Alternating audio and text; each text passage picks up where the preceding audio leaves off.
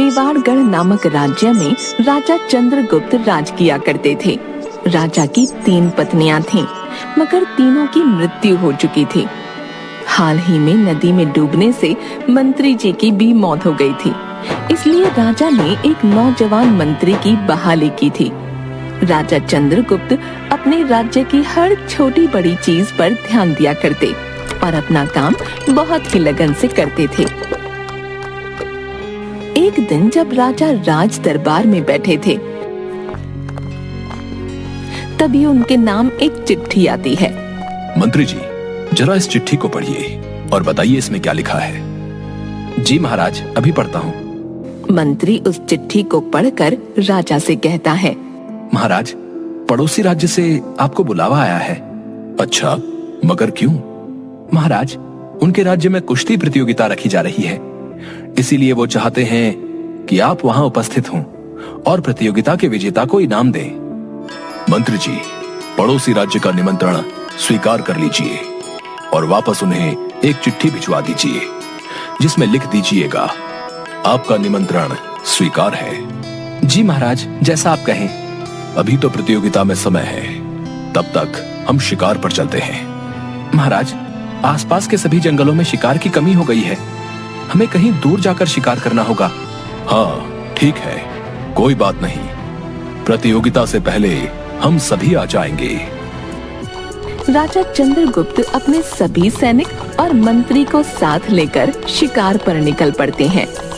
राजा चंद्रगुप्त घोड़े पर बैठकर जंगल की ओर बढ़े जा रहे थे। तभी एक शोर सुनाई देता है। महाराज, आप आगे बढ़िए, हम अभी देखते हैं कौन है। राजा चंद्रगुप्त आगे बढ़ने लगते हैं। एक पेड़ के नीचे राजा को एक ऋषि दिखाई देते हैं। ऋषि को देख राजा चंद्रगुप्त अपने घोड़े को रोक देते हैं। ऋषि अपनी आंखें खोलते हैं। बाबा प्रणाम, मैं इस राज्य का राजा हूँ, आशीर्वाद दीजिए। आशीर्वाद दीजिए मुझे कि मैं आगे भी इसी तरह लोगों की सेवा करता रहूं। अच्छा, तो आप इस राज्य के राजा हैं। चलिए ठीक है, एक काम कीजिए, ये लीजिए, ये माला अपने गले में पहन लीजिए, सब अच्छा होगा। बहुत बहुत धन्यवाद आपका। राजा चंद्रगुप्त ऋषि से आशीर्वाद लेकर जंगल की ओर आगे बढ़ने लगते हैं। तभी पीछे से मंत्री सभी सैनिक के साथ राजा चंद्रगुप्त के पास पहुंचता है। महाराज, आपको कोई दिक्कत तो नहीं हुई? नहीं, कोई दिक्कत नहीं हुई। राजा कुछ दिनों के लिए शिकार करते हैं और वापस राज्य को आ जाते हैं। मंत्री जी, 4 दिन बाद प्रतियोगिता है, पड़ोसी राज्य में हम जा रहे हैं, तो कुछ न कुछ लेकर जाना होगा, आप इंतजाम कर लीजिएगा। जी महाराज, सब कुछ सही से इंतजाम कर लूंगा, आप फिक्र मत कीजिए। ठीक है, मैं सोने जा रहा हूँ। इतने दिन के शिकार में एक दिन भी अच्छी नींद नहीं आई। राजा चंद्रगुप्त सोने चले जाते हैं। वह गहरी नींद में सो रहे थे। तभी वह एक सपना देखते हैं, जिसमें एक आदमी उनके ऊपर तलवार चला देता है और उनकी मृत्यु हो जाती है। ये सपना देखकर राजा बहुत डर जाते हैं और मंत्री जी को बुलाते हैं। मंत्री जी, आज मैंने बहुत ही बुरा सपना देखा है। कौन सा सपना महाराज? उस सपने में एक आदमी ने मेरे ऊपर तलवार चला दी और मेरी मृत्यु हो गई। ये तो बहुत ही बुरा सपना था, मगर आप चिंता मत कीजिए महाराज, सपने सच नहीं होते, भूल जाइए इस सपने को।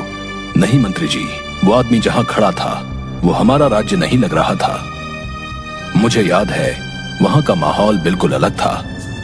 कहीं ऐसा तो नहीं पड़ोसी राज्य में कोई हमारा दुश्मन बैठा हो और वो मुझे मारने की तैयारी कर रहा हो। महाराज, आप ये सब क्या सोच रहे हैं? आप ये मत सोचिए, कुछ भी नहीं होने वाला। नहीं मंत्री जी, मैं पड़ोसी राज्य के प्रतियोगिता में नहीं जाऊंगा। महाराज, आप राजा हैं, आप कैसे किसी से भी डर सकते हैं? और हमने निमंत्रण स्वीकार कर लिया है, ऐसे अचानक मना नहीं कर सकते। आप चलिए, कुछ भी नहीं होगा। अब हर रात राजा को यही सपना आता, जिसमें उन्हें कोई मार रहा है। राजा चंद्रगुप्त इस सपने से बहुत डर जाते हैं पड़ोसी राज्य में जाने वाला दिन आ जाता है। महाराज, जल्दी तैयार हो जाइए, हमें आज ही निकलना है। मंत्री जी, मैं नहीं जा पाऊंगा। मैं उस सपने की वजह से सच में बहुत डर गया हूँ। कृपया आप ही मेरी ओर से चले जाइए।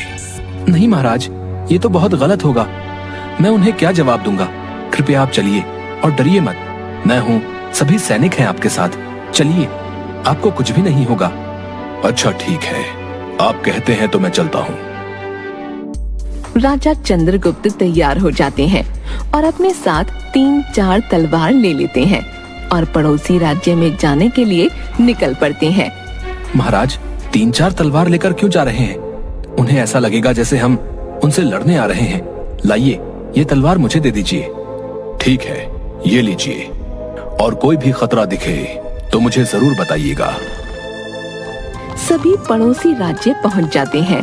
पड़ोसी राज्य के राजा कृष्णा राजा चंद्रगुप्त का स्वागत करते हैं। आइए आइए राजा चंद्रगुप्त, आपका स्वागत है हमारे राज्य में। बहुत बहुत धन्यवाद। प्रतियोगिता शुरू करवाइए। हाँ, प्रतियोगिता शुरू की जाए। कुश्ती की प्रतियोगिता शुरू हो जाती है। कुछ घंटों तक प्रतियोगिता चलती है, फिर एक विजेता बनता है। राजा चंद्रगुप्त, ये लीजिए, विजेता को इनाम दीजिए। राजा चंद्रगुप्त विजेता को इनाम देते हैं। मैं आपको लेकर चलता हूँ आपके कक्ष में।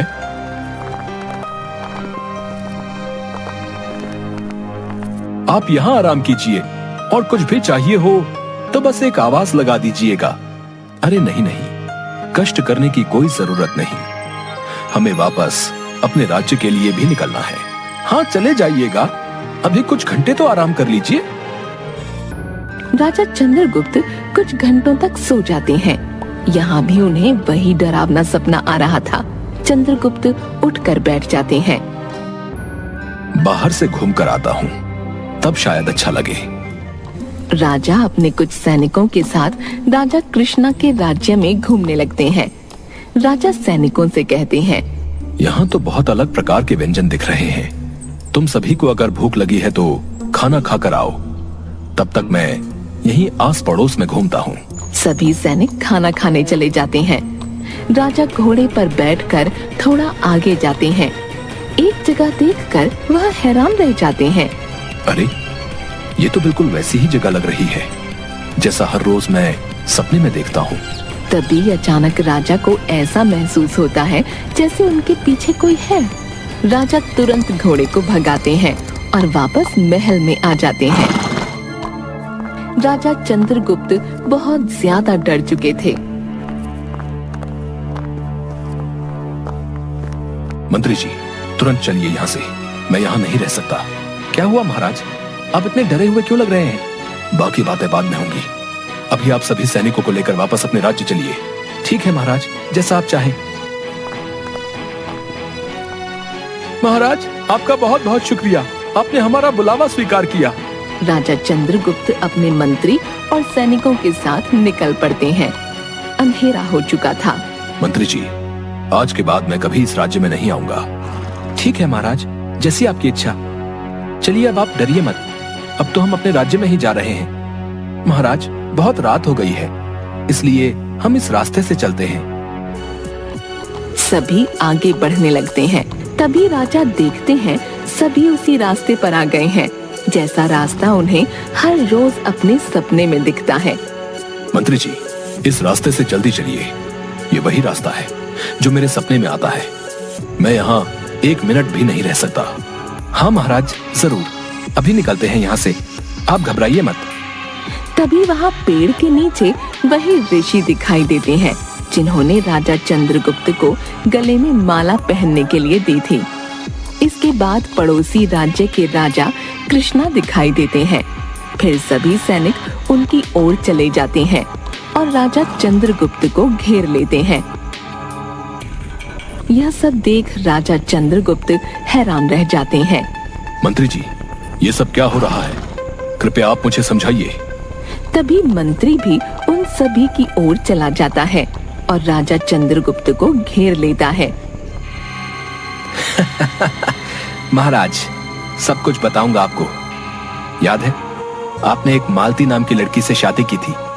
और उस बेचारी को पत्नी का दर्जा कभी नहीं दिया। हमेशा अपनी बाकी पत्नियों पर ध्यान देते थे और अपनी दोनों पत्नियों के साथ मिलकर उसके साथ कितना बुरा बर्ताव करते थे। वो लड़की घुट घुट कर रहती थी और एक दिन कुएं में कूदकर उसने अपनी जान दे दी थी। हाँ, मगर उस बात को यहां लाने की क्या आवश्यकता है? वो लड़की कोई और नहीं बल्कि मेरी बहन थी और उसकी मौत सिर्फ आपकी वजह से हुई थी और आज मैं आपकी जान भी लेकर रहूंगा। बाबा जी, आप चुप क्यों बैठे हो? आप रोकिए इसे। वो क्यों रोकेंगे? वो मेरे पिताजी हैं और शिकार करते वक्त जो माला आपको इन्होंने दी थी वो जानबूझकर दी थी। आपने जबरदस्ती मेरी बहन से शादी कर ली थी और एक बार भी उसके परिवार वालों से नहीं मिले, ना ही कभी उसे मिलने दिया। मैं चाहता था मेरी बहन की तरह आप भी हर रोज वो सपना देखें और घुट घुट कर जिए। हाँ, और हर रोज मैं ही अपनी विद्या की मदद से आपको आपके साथ भविष्य में होने वाली चीज दिखाता था। यह सब सुन राजा चंद्रगुप्त हैरान रह जाते हैं। राजा कृष्णा, आप यहाँ क्यों खड़े हैं? आप तो कुछ बोलिए। मैं इन सभी के साथ हूँ क्योंकि आपने मेरे राज्य के कई लोगों को मरवा दिया था। तब से मैंने सोच लिया था कि मैं आपसे इस चीज का बदला लेकर रहूंगा। मंत्री ने धन का लालच देकर सभी सैनिकों को भी अपनी ओर कर लिया था।